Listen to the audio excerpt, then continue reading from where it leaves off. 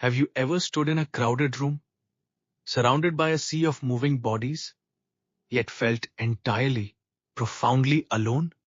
Or maybe you have felt that same loneliness while looking at your phone, moving through a digital world full of text and voices, but no real warmth. To understand why we feel this way today, we have to look back, far into our past, deep into our human history. For most of human history, being alone was not just an unhappy feeling, it meant certain death.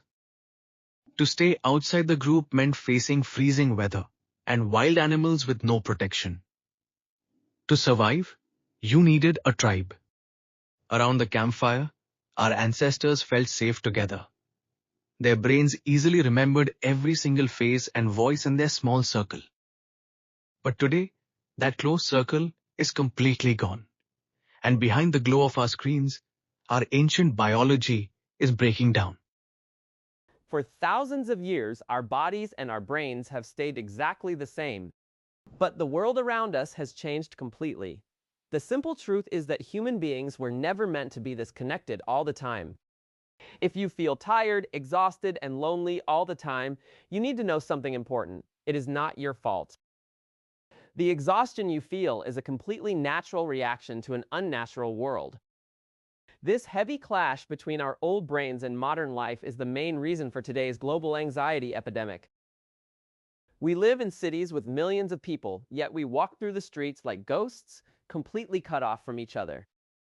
Science can tell us exactly how many friends our brains are physically able to handle. It is a biological rule called Dunbar's number. Research shows that our minds can only handle about 150 real, stable, and meaningful relationships at a time. When we try to force our brains to go past this limit, our internal mental system overloads and breaks down. Trying to keep up with thousands of digital followers or internet acquaintances causes a massive amount of brain stress. Our biological machine was carefully designed for a network of just 150 people, not the infinite crowd of the internet. We think we are building a bigger world, but we are actually creating a catastrophic sensory overload that freezes our minds. Even with all of this modern stress, our brains are still desperately searching for a tribe. Because we cannot find a tribe in our real lives, we try to find it through the glowing lights of our screens. But these online connections are a trick. They are hollow illusions. Digital messages do not give us the real chemical happiness that only comes from talking to someone face to face. We live in a world where everyone is connected 24/7, yet people are lonelier than ever before in history. We sit right next to each other on crowded trains, but no one speaks. No one looks up. We are all staring down at our phones, sitting entirely isolated inside a prison of glowing glass rectangles. Our old biology is the very first reason we feel so alone today, but it is only half of the story. Modern society has not just overloaded our minds, it has also taken away the physical places where we used to meet.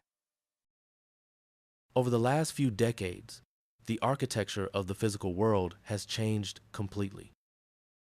We are rapidly losing our third places, the cozy coffee shops, local parks, and public squares that used to anchor us.